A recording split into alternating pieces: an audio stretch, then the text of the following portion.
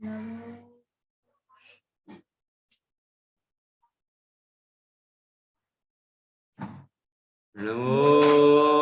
अरहंताणं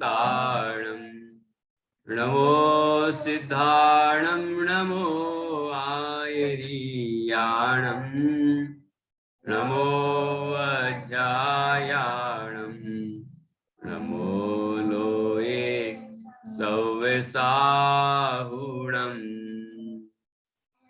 ऐसो पंचनमो यारो सव पावपणासिनो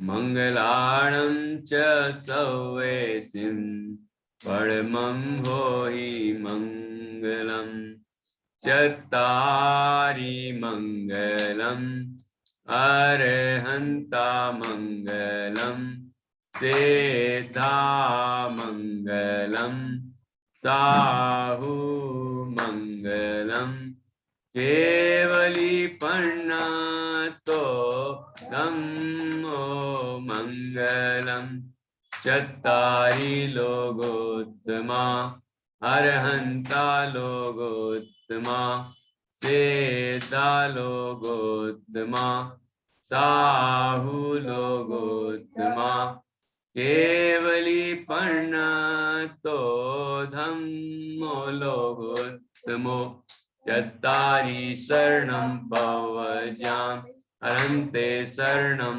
पवजाम् सिद्धे शरणं पवजामि साहु शरणं पवजामि केवली पर्णातं धम्मं शरणं पवजामि केवली पर्णातं धम्मं शरणं पवजामि।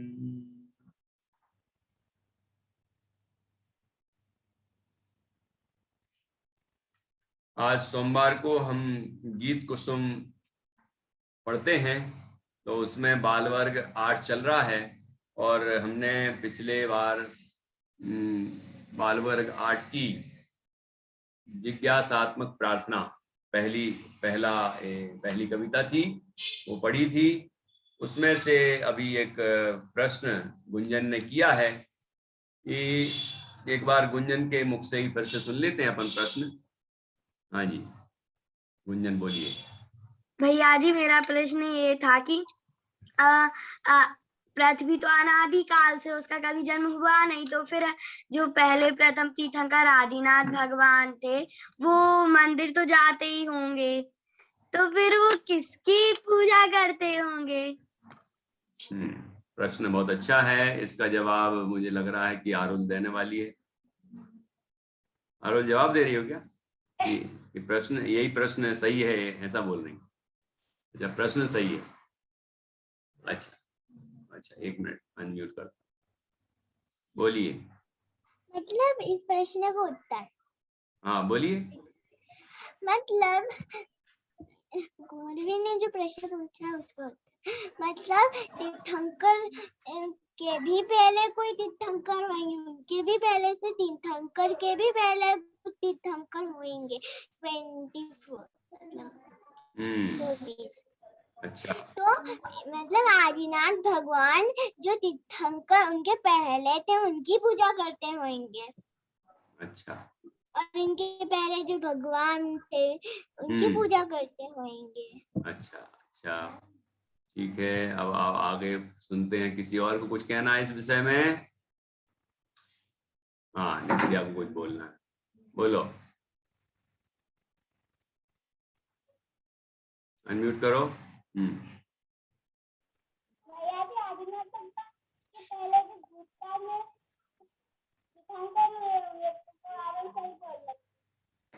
आदिनाथ भगवान के पहले कोई तीर्थंकर हुए होंगे भूतकाल में। हाँ ऐसी तो भूतकाल की 24 भी थी ना, काल 24 होती है। भूतकाल में भी अनंत 24 हो गई, भविष्य काल में भी अनंत 24 होंगी हैं, वर्तमान में तो इस काल में एक ही 24 हुई। ठीक है, और विदेश क्षेत्र में तो हमेशा ही 20 तीर्थंकर विद्यमान ही रहते हैं। अब प्रश्न ये है कि आदिनाथ स्वामी मतलब ऋषभ देव वो पहले तीर्थंकर थे तो वो किसकी पूजा करते होंगे? गुंजन का ये प्रश्न है। ठीक है, अब आप लोगों ने बता दिया उसके पहले भी तीर्थंकर थे, है ना, तो उनकी पूजा करते होंगे। नहीं, वो किसी की पूजा नहीं करते थे। ठीक है, क्यों कि तीर्थंकर जो होते हैं वो किसी की पूजा नहीं करते, सिद्धों का स्मरण करते हैं बस।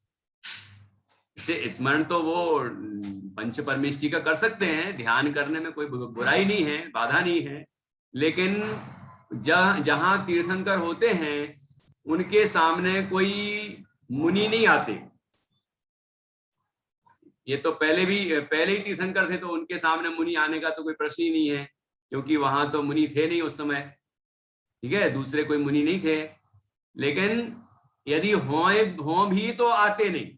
जैसे कि जब क्योंकि विदेह क्षेत्र वगैरह से तो चारण रिद्धिधारी आदि मुनिराज आ सकते हैं ना। जैसे कि महावीर स्वामी के संबंध में घटना है, उनका नाम सनमति क्यों रखा गया? ऐसा सनमति पड़ा, उसके पीछे की घटना बताई जाती है कि दो मुनिराज विदेह क्षेत्र से रिद्धिधारी थे और वो यहाँ आए, तो उनको लगा कि कोई प्रश्न उत्पन्न हुआ उनके मन में, तो सोचा कि वहां सिमंदर भगवान के पास जाएंगे, वो थोड़ा दूर हो जाएगा, अपन यहीं वर्धमान स्वामी से पूछ लेते हैं। लेकिन वर्धमान तो उस समय राजकुमार थे, कोई तीर्थंकर थोड़ी बने थे, लेकिन वो तो स्वयं बुद्ध होते हैं, बहुत बुद्धिमान होते हैं, जवाब तो दे सकते थे, लेकिन मुनिराज उनके सामने नहीं आते। ऐसा ही योग है, ना उनके सामने कोई अरहंत आएंगे, ना उनके सामने कोई आचार्य, ना उपाध्याय और ना साधु, मतलब कोई मुनि और कोई अरहंत उनके सामने नहीं होंगे, ऐसा नियम है। ठीक है, और सिद्ध भगवान तो सिद्धालय में विराजमान रहते हैं, तो सिद्धों का तो वो दीक्षा लेने के समय स्मरण करते ही हैं, नमः सिद्धेभ्यः, सिद्धों को नमस्कार करके फिर दीक्षा लेते। और वो स्वयं बुद्ध होते हैं, पूर्व भाव में उनने जरूर किन्हीं तीर्थंकर से या किन्हीं गुरु से, मुनिराज से शिक्षा प्राप्त की थी, ध्यान और साधना की थी और सम्यक दर्शनादि प्रकट किए थे। लेकिन वर्तमान भाव जो है, इसमें उनके सामने कोई दूसरे ना तीर्थंकर होते हैं, ना कोई आचार्य उपाध्याय साधु होते हैं, ना कोई उज्जैन मंदिर होता है जिसके वो दर्शन करने जाएं। वो सिद्धों का ध्यान करते हैं, आत्मा का ध्यान करते हैं, पंच परमेष्टि का ध्यान कर सकते हैं, लेकिन बोलते नहीं कुछ। और उनके सामने ऐसी कोई घटना नहीं घटती कि वो जब गृहस्थ अवस्था में है तो कोई दूसरे उनके सामने आए, अन्य चार परमेष्टि ऐसे नहीं आते हैं, ऐसा ही सहज नियम है। तो यहाँ पर ये समझना है कि ये अनादिकाल का विश्व है और त्रिकाल 24 होती है, अनादि से तीर्थंकर होते आ रहे हैं, वर्तमान में भी हुए, अनंत काल तक होते रहेंगे। ये सब व्यवस्था अनादि अनंत है। फिर भी तीर्थंकर के समय का जो आपने प्रश्न किया है उसका भी समाधान हमने किया कि वो किसी की पूजा नहीं करते हैं, वो तो स्वयं का अनुभव करते हैं और सिद्धों का ध्यान करते हैं, है ना, पंच परमेष्टि का ध्यान करते हैं। तो ये ध्यान ही उनकी पूजा है। वैसे कोई पूजन के लिए मंदिर वगैरह का यहाँ कैसा उल्लेख प्राप्त नहीं होता है। तो ऐसा योग है और नियम है। ठीक है, आप कुछ इस संबंध में प्रश्न हो तो पूछ सकते हैं। अगली भैया जी, तो उस टाइम के लोग जो जब प्रथम जो हमारे तीर्थंकर हैं, जब वो नहीं बने होंगे तीर्थंकर, उससे पहले जो लोग होंगे फिर वो किसकी करते होंगे? अच्छा प्रश्न है। तो वो किसी की पूजा नहीं करते होंगे, क्योंकि अभी तो पहले तीर्थंकर से तो धर्म का प्रारंभ होता है, मतलब पुनरारंभ। इस युग में पहले तीर्थंकर जब हुए तो उनने धर्म का उपदेश दिया, जब तब तो लोगों को धर्म समझ में आया, उसके पहले धर्म थोड़ी समझ में आया था वो। और तीर्थंकर के निमित्त से ही मोक्ष मार्ग का प्रारंभ होता है। ठीक है, ऐसा ही योग है। तो वो किसकी पूजा करते होंगे? तो वो पूजा नहीं करते हैं, सब मंद कसाई होते हैं, सबके शुभ परिणाम होते हैं, लेकिन पूजा पाठ नहीं करते वो। और ध्यान करते हैं तो सिद्धों का ध्यान करते हैं, और तो कोई यहाँ होता नहीं है उनके सामने की कोई पूजा करें वो। ठीक है। हाँ जी नित्या जी। भैया जी मुझे प्रश्न है। बोलिए। भैया जी आपने कहा कि तीर्थंकर सारे तीर्थंकर से भगवान से धर्म की शुरुआत होती है, तो उनको धर्म किसने बताया? आवाज नहीं आ रही है।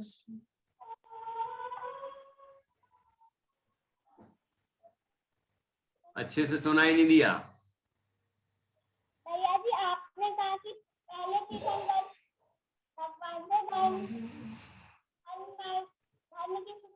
तो उनको धर्म का मार्ग किसने बताया? हाँ वही तो मैंने बताया अभी कि उनको धर्म का मार्ग किसने बताया। तो ये पूर्व भावों से धर्म का मार्ग जानते थे। पूर्व भाव में उनको, जैसे कि पिछले तीसरे भाव में उनने दीक्षा ली थी, उसके पहले भी उनने कई बार दीक्षा ली है, आत्म साधना की है, तो उसके पहले उनको उपदेश प्राप्त हुआ है। तो ये घटनाएं तो पूर्व की हैं, मतलब पहले से ही वो संस्कार हैं, तो उसी से वो अपने मोक्ष मार्ग प्रशस्त करते हैं।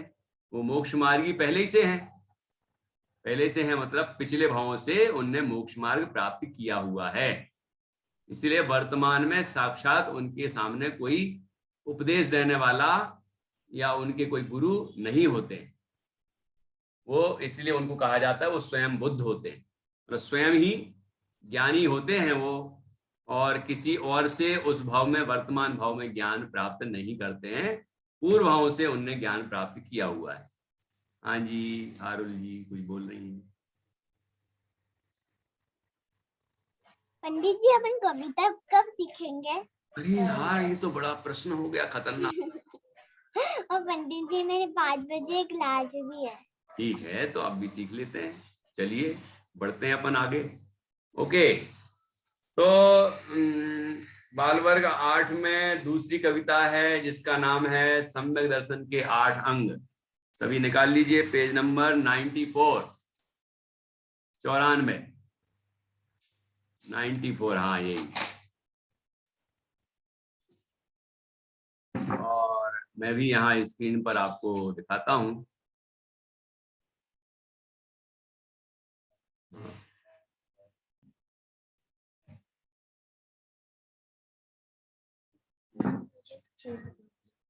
आइए,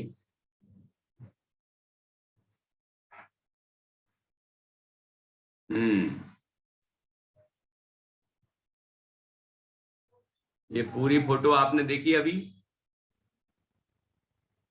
ये 8 अंगों की, ये 8 फोटो हैं, 8 चित्र हैं। इनमें 8 अंगों में प्रसिद्ध जो महापुरुष हुए हैं उनके चित्र हैं, कहानियों के चित्र हैं ये, है ना, उनकी कथाओं के ये चित्र हैं। तो आपकी किताब में आप देख सकते हैं, और अभी उनके नाम इस कविता के अंदर आने वाले हैं। तो आप देखना कि इनमें से कौन कौन सा चित्र किसका है। ठीक है, चलो देखिए। अब थोड़ा कविता के अक्षर को बड़ा करते हैं अपन।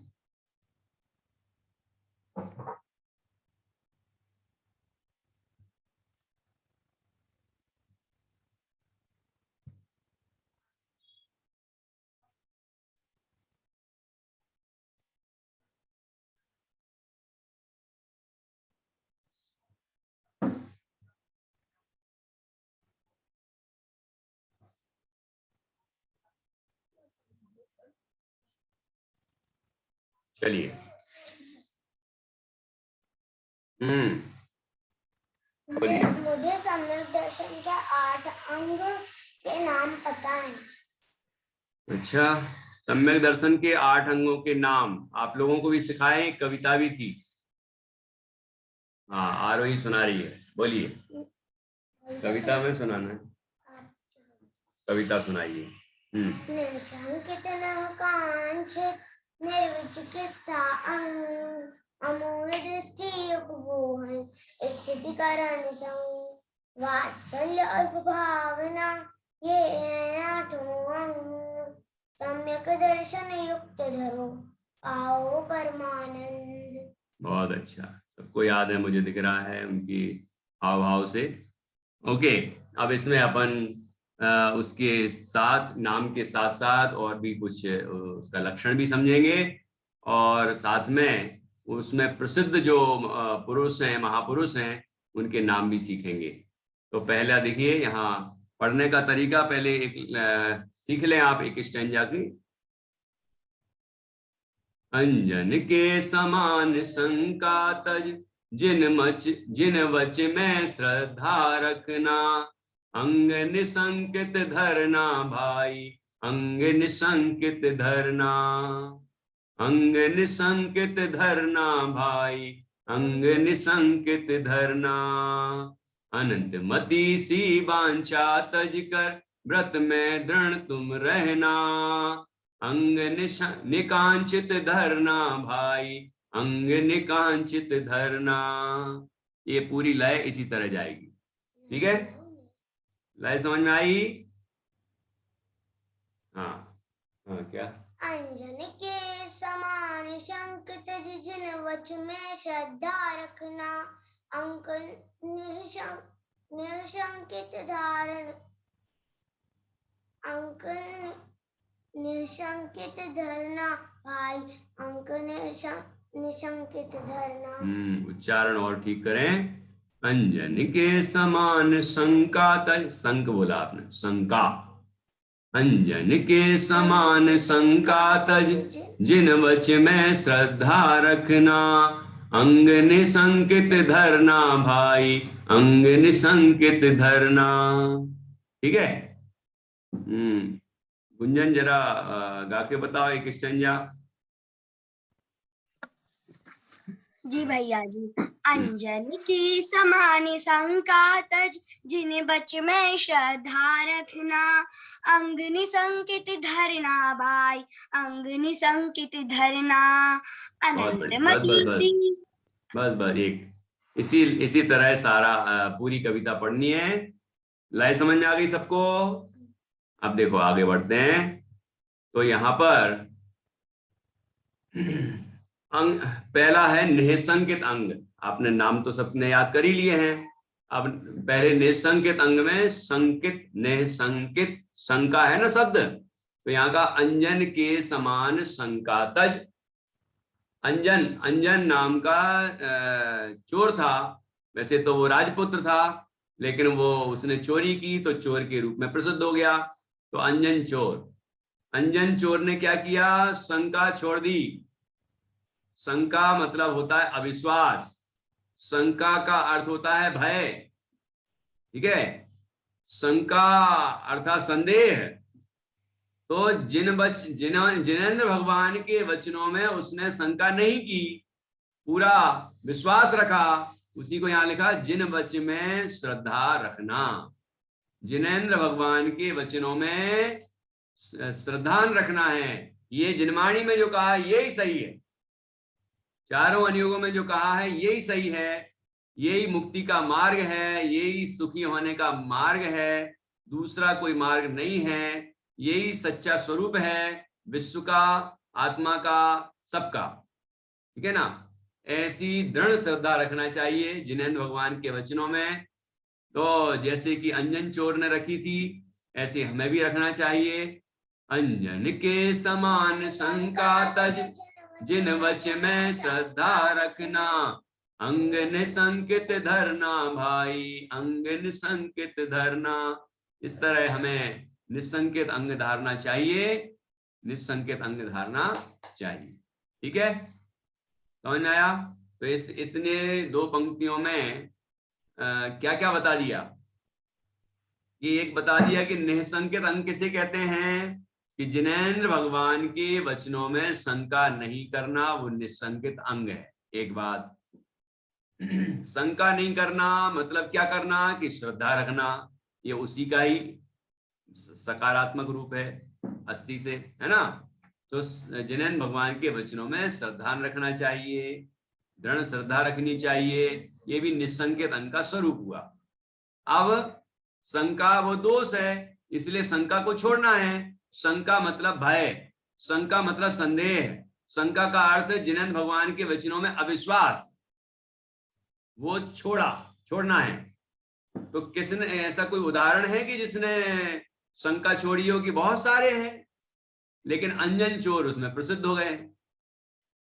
ठीक है, अंजन ने जिनेंद्र भगवान के वचनों को पूरी दृढ़ता के साथ माना और उस पर कोई शंका नहीं की। तो क्या हुआ उस कहानी में? आपने कहानी भी सुनी हुई है, अभी कहानी नहीं सुनेंगे, फिर बाद में सुनेंगे आपसे। तो अंजन को आकाशगामिनी विद्या सिद्ध हो गई, फिर अंजन बाद में दिगंबर मुनिराज बन गए, फिर अंजन ने अपने आत्मा की साधना की और वो निरंजन बन गए, मतलब सिद्ध भगवान बन गए। ठीक है, ये पूरी कहानी है। हमने गीत कुसुम में भी ये पहले नंबर सबसे शुरू में आई थी ना, वो एक कविता महामंत्री की महिमा, उसके अंदर ये कहानी सुनी थी। तो ये हो चुकी है, अब आप उसको रिवाइज कर लेना, फिर किसी दिन सुनेंगे। तो इस तरह निसंकेत अंग की बात की। 2 लाइनें याद हो गई क्या? कितने बच्चों को 2 लाइनें याद हो गई हैं? अंजन के समान शंका तज, जिन वच में श्रद्धा रखना, अंग निसंकित धरना भाई, अंग निसंकित धरना। बोलो आरोही। अंजन के समान शंका तज, जिन वच में श्रद्धा रखना, अंग निशंकित रखना भाई, अंग निशंकित धरना रखना। धरना दोनों जगह धरना बोलना है। ये दूसरी पंक्ति तो बिल्कुल आसान है, और ये एक बार याद हो जाएगी तो आगे बस नाम बदलना पड़ेगा, बाकी लगभग एक सा है। ये पहली लाइन याद करनी पड़ेगी, समझ में आया? अब दूसरा, अनंत मति सी वांछा तज कर, व्रत में दृढ़ तुम रहना, अंग निकांचित धरना भाई, अंग निकांचित धरना। अनंत मति सी वांछा तज कर, व्रत में दृढ़ तुम रहना, अंग निकांचित धरना भाई, अंग निकांचित धरना। निकांचित, कांचित, कांछा, कांछा मतलब आकांक्षा, इच्छा, ये मिल जाए, वो मिल जाए, ये मिल जाए, मुझे स्वर्ग मिल जाए, मुझे धन मिल जाए, मुझे संपदा मिल जाए, ऐसी होती है कांक्षा।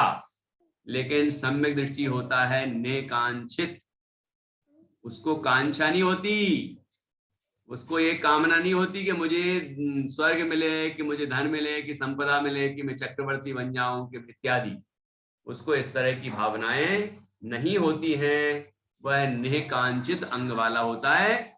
तो अनंतमति उसके उदाहरण है। ऐसे तो बहुत सारे, सभी सम्यक दृष्टि इसके उदाहरण हैं, लेकिन अनंतमति बहुत प्रसिद्ध हुई इस विषय में। इस अंग में अनंतमति की कहानी है पूरी।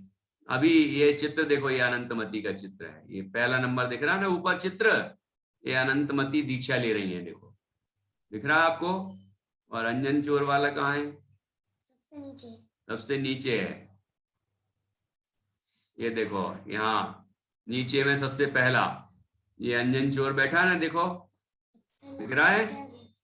हाँ, तो ये इस तरफ से पहला है, देखो सबसे नीचे में पहला। तो ये अंजन चोर वाली कहानी का है। नेह संकेत अंग में अंजन चोर प्रसिद्ध हुए और नेह कांचित में अनंतमति प्रसिद्ध हुई। ठीक है,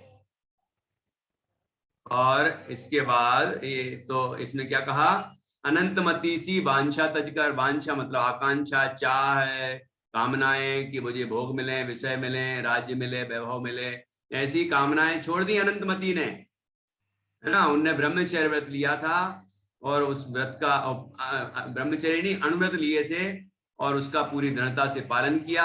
अनेक विपरीत परिस्थितियां आई, लेकिन उनके आने पर भी अपने व्रतों की सुरक्षा की और अंत में फिर उन्होंने दीक्षा धारण की।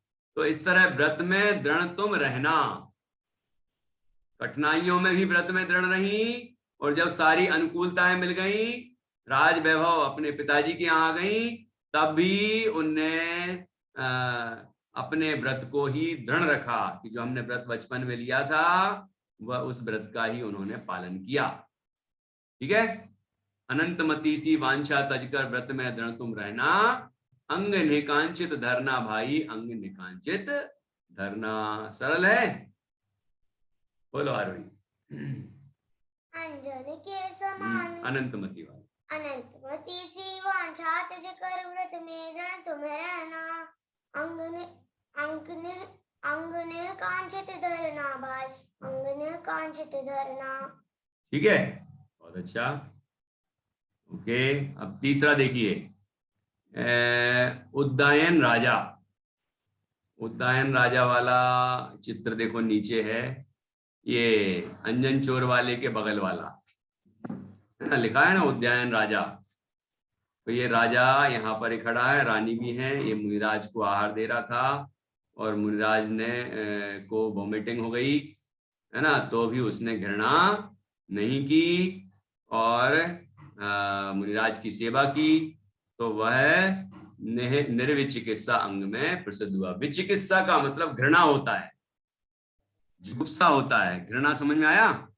जैसे मल मूत्र आदि को देख के एकदम नाक मुंह से छी छी छी छी छी करने लग जाता है, तो उनको ऐसी भावना नहीं थी। ठीक है, वो मुनिराज की सेवा करते थे और भी अनेक साधर्मियों की सेवा करते थे, किसी के प्रति घृणा नहीं रखते थे, चाहे वो कोई मल मूत्र कुछ भी हो, किसी से घृणा नहीं करते थे। घृणा नहीं करने का मतलब ये नहीं समझना कि विवेक नहीं था, है ना। अब जैसे रास्ते में चल रहे हैं तो कोई मल मूत्र दिख जाए तो घृणा तो नहीं करेंगे, लेकिन बगल से निकलेंगे कि नहीं, मतलब उसके ऊपर थोड़ी पैर रख देंगे, उससे दूर से निकलेंगे। तो ये मतलब घृणा नहीं करने का मतलब विवेक भी नहीं है, ऐसा नहीं समझना। लेकिन क्योंकि वो पुद्गल है, पुद्गल की पर्याय है, वो कोई क्या है, मल क्या है, पुद्गल की पर्याय है, परद्रव्य है वो, तो इसीलिए गिलानी नहीं करते। और मुनिराज के शरीर से तो गिलानी करते ही नहीं, भले ही मैल भी लगा हो तो भी। तो देखो, उद्दयन राजा सी ग्लानी तजकर, ग्लानी घृणा जुगुप्सा एक ही बात है, उसको तजकर धर्मी की सेवा करना। मुनिराज धर्मी है ना, मुनि आरिका श्रावक श्राविका ये सभी धर्मी हैं, और सामान्य श्रावक भी धर्मी हैं, जो भी सम्यक दृष्टि है वो धर्मी हैं, और हमारे जैनी भाई बहन सभी साधर्मी हैं। तो उन सबकी सेवा हमें करना चाहिए, उसमें कोई से ग्लानि नहीं करना चाहिए। ये गरीब है, मैं इसकी सेवा क्यों करूं, ये छोटा है इसकी सेवा क्यों करूं, ये बीमार है इसकी सेवा क्यों करूं, घृणा आ रही मुझे, तो ऐसा नहीं सोचना चाहिए। ऐसा सोचेंगे तो वो दोष हुआ विचिकित्सा नाम का, है ना। और निर्विचिकित्सा अंग क्या है, ऐसी घृणा का भाव नहीं रखना, वो निर्विचिकित्सा अंग है। समझ में आया? उद्दायन नृप सी ग्लानि तज धर्मी की सेवा करना, निर्विचिकित्सा अंग धरना भाई, निर्विचिकित्सा अंग धरना। अब इसके बाद चौथा कौन सा है, अमूढ़ दृष्टि अंग। रेवती रानी इसमें प्रसिद्ध हुई। ये रेवती रानी की कहानी का चित्र यहाँ ये अनंतमती के नीचे वाला हो, दूसरा नंबर का दिख रहा है आपको, ये समोषण बना है, ये रानी बनी है, दिख रहा है, नीचे लिखा भी रेवती रानी, है ना। तो ये रेवती रानी की कहानी का चित्र है। तो रेवती रानी सी श्रद्धा रख, रेवती रानी के समान श्रद्धान रखना चाहिए कि वो सच्चे देव सास गुरु को ही मानती थी और किसी को नहीं मानती थी। तो इस तरह रेवती रानी के समान श्रद्धा रखना चाहिए, और तत्व को तत्व परखना। तत्व मतलब सच्चे तत्व क्या है, वस्तु का स्वरूप क्या है, सात तत्व क्या है, देवसास गुरु क्या है, वो जानती थी और पहचान थी उसकी उनको। और कुतत्व क्या है, मतलब खोटे देवसास गुरु, है ना, मिथ्या दर्शन, मिथ्या ज्ञान, ये सब मिथ्या चारित्र, ये क्या है ना, सात तत्व संबंधी भूल क्या है, वो उनके अंदर नहीं थी। वो कुतत्व को पर श्रद्धा नहीं करती थी और सच्चे तत्व पर श्रद्धा करती थी। तो तत्व को तत्व परखना, परखना मतलब उसकी परीक्षा करना, वह रेवती रानी ने किया। एक कहानी है इसकी, वो कहानी आप पहले सुनाई है और फिर कभी सुनाएंगे, आप भी उसको सुनना कहीं से, मम्मी पापा से पूछना, ठीक है। रेवती रानी ने किस प्रकार सच्चे देव की श्रद्धा रखी, शास्त्र की और गुरु की श्रद्धा की, और कितने ही प्रलोभन दिए गए, तो भी वो किसी भी तरह से किसी खोटे देव सास गुरु की के आकर्षण में नहीं आई। इस तरह बहुत सुंदर कहानी है वो सुनना चाहिए, समझना चाहिए, प्रेरणा लेना चाहिए। तो रे विद्ि रानी सी श्रद्धारक, तत्व को तत्व परखना, अमूढ़ दृष्टि अंग धरना, भाई अमूढ़ दृष्टि अंग धरना। अब पांचवा अंग है उपगूहन से। जिन भक्त सेठ उसमें प्रसिद्ध हुए हैं, जिन भक्त सेठ। ये यहाँ पर तीसरे नंबर का चित्र दिख रहा है। एक सिपाही एक पुजारी का वेश धारण किए हुए है, उसके पीछे भाग रहा है, और वही पुजारी यहाँ पर आया हुआ है। देखो जिन भक्त सेठ बैठे हुए हैं उनके पास आया है, उनके साथ उसको पकड़ के लाया था एक कोतवाल, वही सिपाही। लेकिन फिर क्या हुआ कि उनने अपने वो जो व्यक्ति था पुजारी का वेश बना के आया था, वो एक चोर था। लेकिन उसने मौका पाते ही चोरी कर ली मंदिर से। तो जिन भक्त सेठ के पास लेके आए उसको, तो उन्होंने उसकी रक्षा की। क्यों रक्षा की? क्योंकि यदि कोई ये प्रमाणित हो जाएगा कि पुजारी भी चोर होता है, तो लोग पुजारियों पर विश्वास नहीं करेंगे, कोई व्रतियों पर विश्वास नहीं करेंगे, साधु संतों पर विश्वास नहीं करेंगे। इसलिए उनने कहा कि ये तो मैंने ही मंगवाया था, और उसकी उन्होंने रक्षा कर ली। ये कोई बात नहीं, वो मूर्ति उनको लेके आया था ना, उनको दे दी थी और अपनी गलती भी मान ली थी। तो उन्होंने जिन भक्त सेठ ने दूसरों के सामने ये प्रकट नहीं किया कि ये चोर है, और क्योंकि उसने अपनी गलती स्वीकार कर ली थी, उसको अपनी गलती का पश्चाताप हो गया था, वो सुधर गया था, इसलिए उन्होंने उसको बचाया और दोष प्रकट नहीं किए। ये उपगूहन अंग है। जिन भक्त सेठ सा दूषण ढककर, इस तरह दूषण को ढकना चाहिए। साधर्मी के दोषों को कहना नहीं चाहिए दुनिया के सामने, उस दोष को ढकना चाहिए। झूठ बोलने की बात नहीं कर रहे हैं, लेकिन दोष नहीं बताना ही तो ढकना हुआ। दोषों का बखान नहीं करते रहना, यही उसको दोषों को छिपाना हुआ। और निज पर धर्म बढ़ाना, अपने धर्म की वृद्धि करना और दूसरे के धर्म की वृद्धि करना। आप देखो वो पुजारी फिर बाद में सच्चा पुजारी बन गया, सच्चा व्रती बन गया, धर्मात्मा बन गया। तो यही तो धर्म को बढ़ाना हुआ, धर्म की वृद्धि हो गई। वो उसको पकड़वा देते सिपाही से, तो वो तो चोर उचक्का ही बना रह जाता है ना, और वो तो धर्म से और द्वेष करता, ठीक है ना। इसलिए अपने धर्म की और दूसरे के धर्म की हमें वृद्धि करना चाहिए। ये हम सेठ जी से सीख सकते हैं। उपगूहन अंग धरना भाई, उपगूहन अंग धरना। जिन भक्त सेठ सदूषण ढक कर, निज पर धर्म बढ़ाना, उपगूहन अंग धरना भाई, उपगूहन अंग धरना। अब छठवां अंग है स्थितिकरण। इसमें वारिशैन मुनिराज प्रसिद्ध हुए हैं। कौन प्रसिद्ध हुए हैं? वारिशैन मुनि। इनकी कथा आपको विस्तार, सभी की कथाएं विस्तार से सीखना है।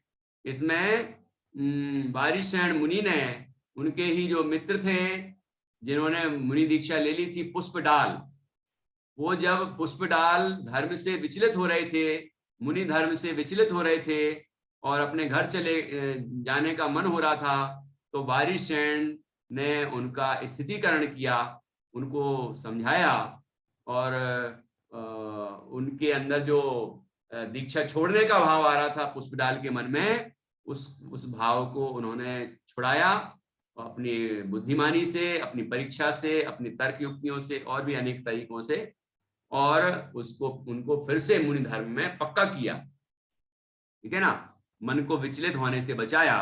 तो उनको स्थिति करण अंग में विशेष रूप से याद किया जाता है। वारिशैन मुनि सम धर्मी को धर्म में दृढ़ तुम करना। सबको धर्म में दृढ़ करना है, पक्का करना है। यदि कोई लोग, हमारे जैनी भाई बहन कोई भी धर्म से विचलित हो रहे हैं, तो हमें उनको अपने धर्म में वापस पक्का करना है। मतलब जैनी है लेकिन जैनी बने, वो सच्चे जैनी बने, ऐसा प्रयास करना चाहिए अनेक तरह से। हमें उनका मजाक उड़ा के संतुष्ट नहीं हो जाना चाहिए। तो ऐसी यहाँ पर बहुत सुंदर चर्चा है। इस तरह स्थितिकरण अंग धरना भाई, स्थितिकरण अंग धरना। वारिशेण मुनि सम धर्मी को धर्म दृढ़ तुम करना, स्थितिकरण अंग धरना भाई, स्थितिकरण अंग धरना। अब है वारिश विष्णु कुमार मुनि। ये रक्षाबंधनी कहानी तो सुनी थी ना, आपको मैंने भी सुनाई थी, वही कहानी यहाँ पर आई है। तो विष्णु कुमार मुनि ने अन्य मुनिराजों की रक्षा की थी, इसी तरह हमें भी साधर्मियों की रक्षा करनी चाहिए। और इस तरह वात्सल्य अंग में विष्णु कुमार मुनिराज प्रसिद्ध हुए हैं। हम सभी को भी अपने साधर्मियों के प्रति वात्सल्य रखना चाहिए, स्नेह रखना चाहिए, उनका अच्छा करना चाहिए, उनके धर्म की रक्षा करना चाहिए, और हमें सबको और अच्छे वो धर्म में आगे बढ़ें, इस तरह का प्रयत्न करना चाहिए। तो ऐसा सब साधर्मियों के प्रति वात्सल्य होना चाहिए। विष्णु कुमार मुनि समरक्षा साधर्मी की करना, वात्सल्य अंग धरना भाई, वात्सल्य अंग धरना। अब वज्र कुमार मुनि आखिरी 8वां अंग है, प्रभावना अंग। वज्र कुमार मुनि इसमें प्रसिद्ध हुए हैं। वज्र कुमार मुनि बचपन से ही मुनियों की संगति में रहे, और उन्होंने जो मुनि धर्म को धारण किया और उसके बाद जिन धर्म की प्रभावना की, उनके निमित्त से बहुत प्रभावना हुई, इसलिए वो प्रभावना अंग में प्रसिद्ध हुए। देखो यहाँ पर चित्र है, ये जिन भक्त सेठ वाले के बाद ये स्थितिकरण अंग का चित्र दिख रहा है आपको। ये 2 पाटे पर 2 मुनिराज बैठे हैं, यहाँ पर ये रानियां दिख रही हैं आपको, तो ये स्थितिकरण अंग का है। और उसके नीचे जाएंगे तो यहाँ पर ये विष्णु कुमार मुनि, जो यहाँ पर बामनिया का वेश बनाया था उनने, दिख रहा है, केसरिया वस्त्र पहने हुए हैं, और उनने मुनिराजों की वो देखो जल रहे हैं, आग चारों तरफ आग लगी हुई है, उनकी रक्षा की थी इन 4 मंत्रियों से, है ना। तो वात्सल्य अंग का उदाहरण है, कथा है। और ये आखिरी है जो चित्र, इसमें प्रभावना अंग है। देखो रथ चल रहा है, जिनेंद्र भगवान की शोभा यात्रा निकल रही है, तो उसी संबंध में वो कहानी है। तो कहानी विस्तार से आपको और सीखना है। यहाँ बताया ये वज्र कुमार मुनि के समान हम सबको भी धर्म की प्रभावना करनी चाहिए। जिन धर्म की प्रभावना के लिए हमें अपना सर्वस्व न्यौछावर करना चाहिए, अर्थात अपनी धन, अपनी संपदा, अपना वैभव सब कुछ भी लग जाए, तो अभी धर्म की प्रभावना होनी चाहिए। हम मंदिर बनाएं, हम धर्म अनेक पाठशालाएं खोलें, और साधर्मियों को, जो हमारे जैनी भाई बहन हैं, उनको धर्म मार्ग में लगाएं, ठीक है ना। ऐसा हमें सबको प्रयास करना चाहिए। तो वही प्रभावना है, और अपने अंदर के धर्म की वृद्धि करना चाहिए, दूसरे के अंदर की धर्म की वृद्धि करना चाहिए। इस तरह प्रभावना हुआ। वज्र कुमार मुनि सम देखो धर्म प्रभाव न करना, प्रभावना अंग धरना भाई, प्रभावना अंग धरना। अब आखिरी ये 8वां अंग हो गए। अब कंक्लूजन। 8वां अंग धरो समकित संग, समकित को निर्मल करना, अष्ट अंग नित धरना भाई, अष्ट अंग नित धरना।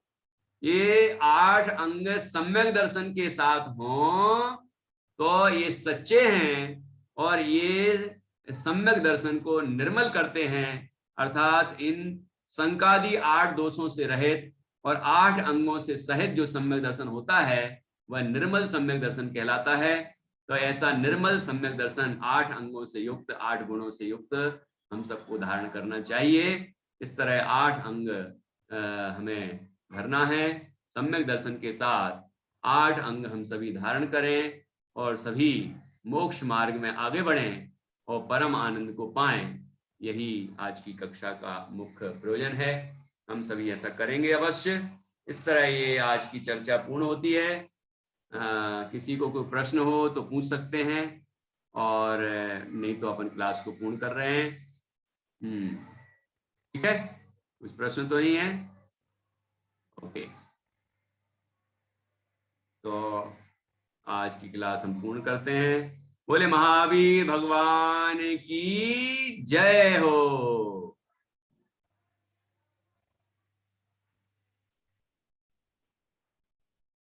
बोले सम्यक दर्शन धर्म की जय हो। 8 अंग युक्त सम्यक दर्शन की जय हो। सभी सम्यक दर्शन 8 अंगों से सहज धारण करें, यही मंगल भावना। आज की चर्चा यहाँ पूर्ण करते हैं। जय जिनेन्द्र। सभी कविता अच्छे से याद करेंगे, पूरा 1 सप्ताह आपके पास है। नेक्स्ट मंडे को आपसे ये कविता सुनी जाएगी। ओके।